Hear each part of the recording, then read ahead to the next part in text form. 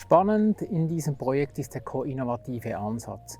1- bis 2-mal pro Jahr treffen sich Landwirte, die die Maßnahmen umsetzen, die Berater, die die Landwirte in diesem Projekt betreuen und auch die Forschung, die das Projekt wissenschaftlich begleiten.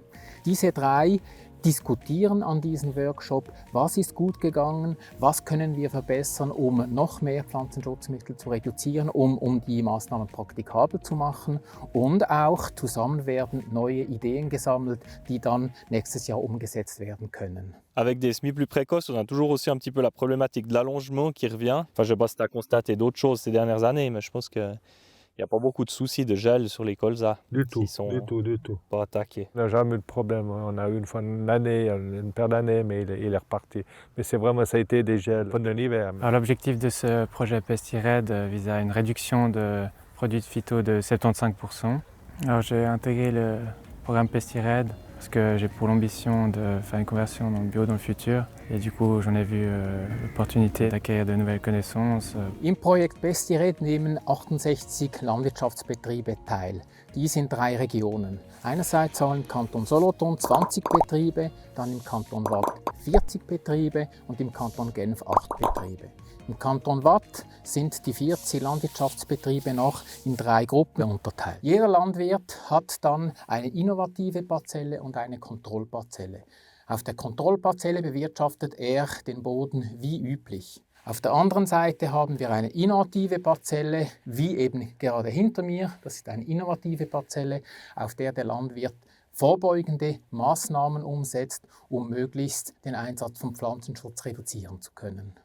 Alors voilà, ici on est sur notre parcelle innovante de colza. La culture précédente c'était des pois. On a commencé par un purinage dans la parcelle et après on a fait un labo et en 18 août on a fait un sous-semis. Pour chaque groupe PestiRed, une rotation type a été conçue de manière à limiter directement l'utilisation de produits phytosanitaires. Une rotation type exemple serait maïs, blé, pois, colza, orge, puis prairie. Ici, on a évité de mettre une céréale avant le colza afin de ne pas avoir la problématique des repousses. Elle est définie sur 6 ans avec pour but d'avoir un enchaînement identique sur toutes les exploitations.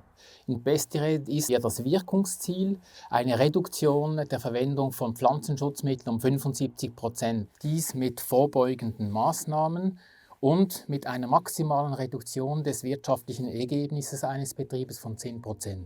Dans chaque culture, des mesures spécifiques sont mises en place. Ces mesures peuvent être ciblées sur la réduction des populations initiales, des mesures d'évitement ou alors des mesures de lutte directe, que ce soit mécanique ou chimique. Ces types de mesures sont appliquées, que ce soit sur les adventices, sur les maladies ou sur les ravageurs. On a fait un semis classique avec une densité de semis réduite de 20% à la parcelle témoin. Et en plus de ça, on a fait une bonde de 3 mètres qui est ici, d'une variété beaucoup plus précoce. 3-4 jours après, on a passé la houe rotative, comme désherbage. Donc on n'a pas trop tardé parce que 2 jours après, le colza était déjà levé. Nous avons simplement suivi le programme qui était d'installer la cuvette, contrôle des insectes. On a mis le tapis anti-limaces. On a suivi, on a fait ses relevés. Rien trouvé d'anormal, très peu de morsures. Ouais, vraiment, ça a bien fonctionné. Par rapport à un itinéraire classique, on a aussi cette date de semis qui était passablement avancée. Je ne sais pas si chez toi c'est courant de semer aussitôt, ou bien ça fait quelques années que tu fais comme ça. Pas aussitôt, c'est vraiment la première fois. Donc on a une mesure d'évitement là. Quand on a l'arrivée du vol autour du 15 septembre, je pense que tu l'as vu dans les cuvettes, on se retrouve avec un colza qui est déjà vigoureux.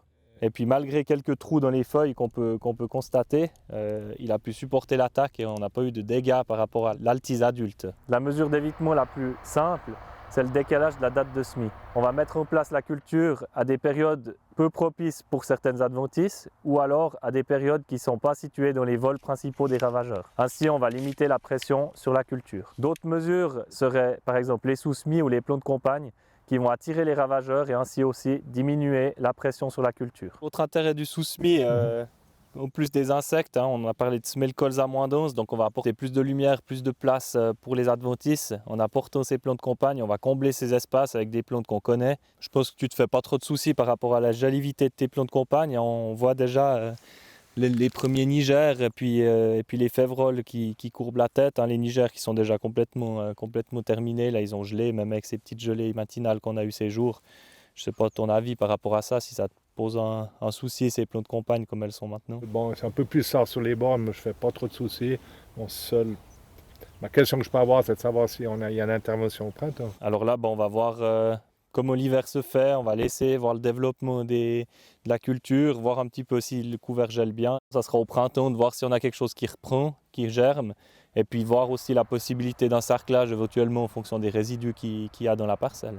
Lorsqu'on parle de lutte mécanique, ici c'est assez simple. On va parler de lutte mécanique directe contre les adventices, par exemple par des sarclages, des passages de hersetterie ou d'autres machines, afin de limiter la pression adventice directement dans la culture.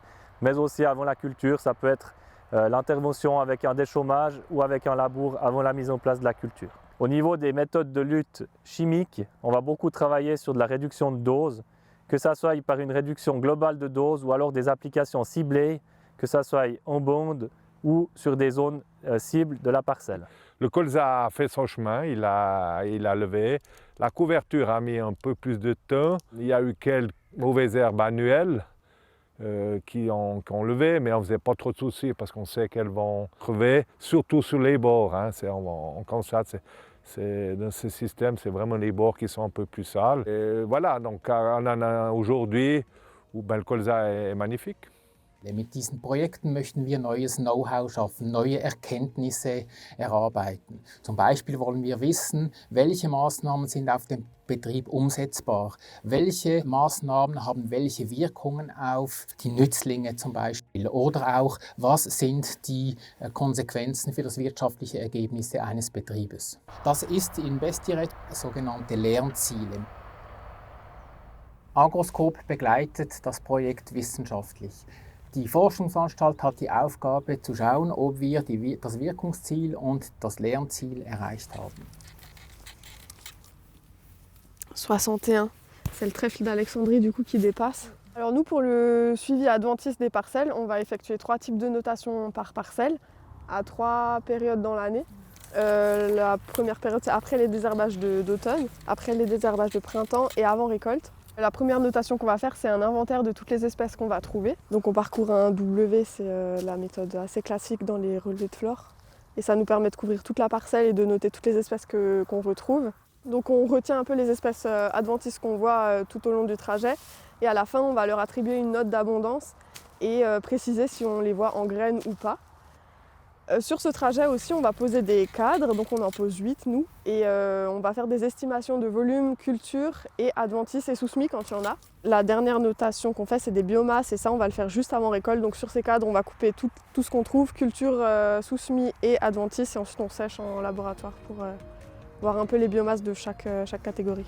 Am Schluss des Projektes möchten wir wissenschaftlich gesicherte Aussagen haben, damit wir diese ganzen präventiven Maßnahmen ebenfalls auf andere Regionen oder sogar auf schweizweit einführen können.